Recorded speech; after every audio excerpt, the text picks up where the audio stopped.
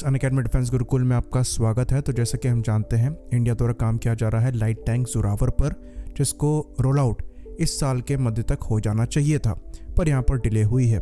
और इस डिले के पीछे जो बड़ा कारण था, ये इस टैंक के इंजन का समय पर ना सप्लाई हो पाना था। इस टैंक के इंजन को ओरिजिनली जर्मन कंपनी MTU द्वारा सप्लाई किया जाना था, पर MTU को जर्मन गवर्नमेंट से समय पर अप्रूवल नहीं मिला इन इंजन्स को इंडिया को सप्लाई करने के लिए, जिसकी वजह से प्रोजेक्ट जोरावर में डिले हुई और इंडिया को ऑल्टरनेटिव देखना पड़ा, जो कि अमेरिका था। और अमेरिका की कमिंस इंजन द्वारा इन इंजन्स की सप्लाई ली गई। और अब अल्टीमेटली ये रिपोर्ट आ रही है कि ये टैंक मोस्ट लाइकली इस महीने के अंत से पहले रोल आउट कर दिया जाएगा। और अगर यहाँ पर डिले होती भी है तो ये मानकर चला जा रहा है कि इस साल के अंत से पहले तो ये रोल आउट हो ही जाएगा। तो अब ANI द्वारा ये रिपोर्ट किया जा रहा है कि अब जो है ये जर्मन इंजन्स अवेलेबल हैं, पर इंडिया द्वारा ये प्लान किया जा रहा है कि जर्मन इंजन्स के साथ आगे नहीं बढ़ा जाएगा। जो American power plant as an alternative देखे गए थे, उन्हीं के साथ इंडिया जोरावर को लेकर आगे बढ़ेगा। तो ये बात हम आपको बता दें कि जर्मनी हिस्ट्री में भी इंडिया के साथ रिलायबल डिफेंस पार्टनर नहीं रहा है। कई मुद्दे को लेकर जर्मनी ने जो डिफेंस इक्विपमेंट सपोर्ट है, ये इंडिया का पास्ट में भी रोका हुआ है। तो कश्मीर को लेकर human right issue Germany past में उठाता रहा है, जिसको लेकर कई बार डिफेंस इक्विपमेंट की सप्लाई इंडिया को रोकी गई है, जिसमें अगर हम प्रमुख तौर पर कहें तो इनके जो small arm manufacturer heckler and coach company है, इनके द्वारा इंडियन मार्केट में गन सप्लाई करने से मना कर दिया गया था। उसके बाद ये चीज़ हम जानते हैं कि एलएस ध्रुव जो है ये जर्मनी के साथ मिलकर हम डेवलप कर रहे थे, और इनमें कुछ जर्मन पार्ट्स लगते हैं जिनके रिप्लेसमेंट की सप्लाई को भी जर्मनी द्वारा पास्ट में रोका गया है। और ये चीज़ खाली इंडिया के साथ नहीं है, इवन चाइना को भी जो इंजन जर्मनी को सप्लाई करने थे इनकी सबमरीन के लिए, ये भी जर्मनी ने सप्लाई करने से मना किया है। खैर, चाइना के साथ ये कहा जा सकता है कि नेटो का एक कॉमन स्टैंड है और चाइना को घेरने की तैयारी है, इसलिए जर्मनी ने इंजन सप्लाई से मना किया है। पर जर्मनी की जो फॉरेन पॉलिसी है वो कम्प्लीटली एंटी चाइना नहीं है, इवन वो चाइना के साथ डिसेंट रिलेशनशिप चाहते हैं। और यहाँ पर जो इंजन सप्लाई में डिले हुई है, इसको लेकर ये मानकर चला जा रहा था कि चाइना की वजह से ही यहाँ पर जर्मनी ने डिले की है, क्योंकि ये टैंक्स जो हैं ये चाइना के अगेंस्ट इंडिया द्वारा डिप्लॉय किए जाएंगे, और चाइना के अगेंस्ट में डायरेक्टली जर्मनी इंडिया को ये पार्ट्स सप्लाई नहीं करना चाहता था, इसलिए इन इंजन्स को जल्दी अप्रूवल नहीं दी गई। लेकिन बाद में डेफिनेटली ये अप्रूवल आया, पर इंडिया ने अपना फैसला बदल लिया था। तो ये चीज़ बिल्कुल भी नहीं है कि अमेरिका जर्मनी से ज़्यादा रिलायबल पार्टनर है, पर फिलहाल के लिए जो अमेरिकन इंटरेस्ट हैं ये इंडियन इंटरेस्ट से अलाइन होते हैं, और इस सिनेरियो में स्पेशली चाइना के अगेंस्ट में अमेरिका जर्मनी से ज़्यादा रिलायबल है। तो जर्मनी द्वारा कोशिश करी जा रही है इंडिया का रिलायबल डिफेंस पार्टनर बनने की।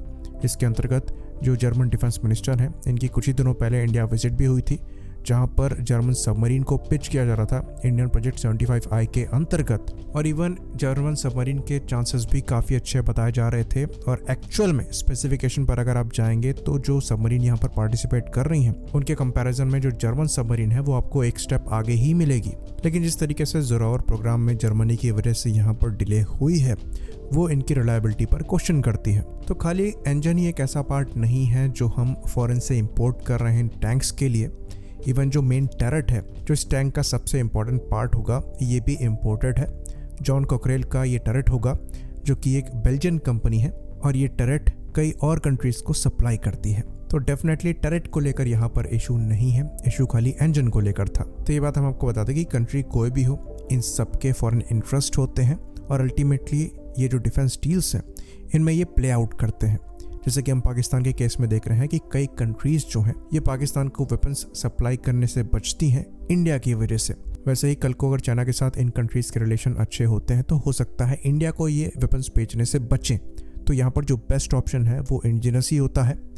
इन पार्ट्स को जो हम फिलहाल के लिए इम्पोर्ट कर रहे हैं समय बचाने के लिए, बेटर ये हो कि हम समय के साथ साथ इंडिजिनस कंपोनेंट से रिप्लेस करें, ताकि हमारी रिलायबिलिटी फॉरेन कंट्रीज पर ना रहे। अल्टीमेट गोल यहाँ पर वही होना चाहिए। ये चीज़ समझी जा सकती है कि क्योंकि रिक्वायरमेंट अर्जेंट है, इसलिए हम ऑलरेडी अवेलेबल ऑप्शंस को यूज़ करते हुए इस टैंक को जल्दी डेवलप करना चाहते हैं, पर लॉन्ग टर्म में ये सस्टेनेबल नहीं होगा। ना ही अमेरिका रिलायबल पार्टनर है और ना ही जर्मनी रिलायबल पार्टनर है। तो फ्यूचर में आगे बढ़ते हुए ये चीज़ हमें इंश्योर करनी चाहिए कि ये जो टैंक हम डेवलप कर रहे हैं इसको ज़्यादा से ज़्यादा समय के साथ साथ हम इंडिजिनाइज कर सकें, ताकि हमारी रिलायबिलिटी किसी और पर ना रहे।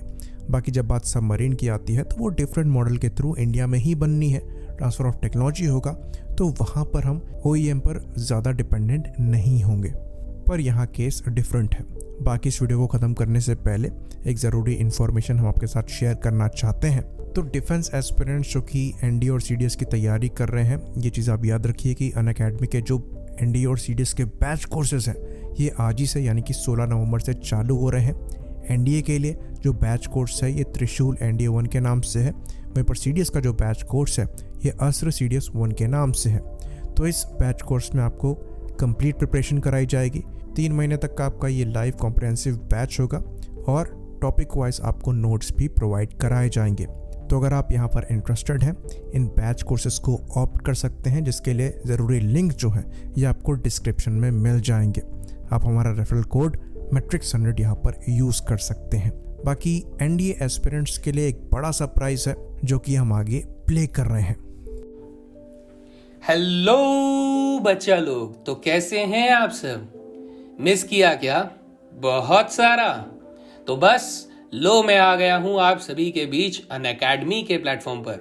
तो जल्दी ही मिलते हैं, याद रखना करने से ही आएगा। जय हिंद दोस्तों।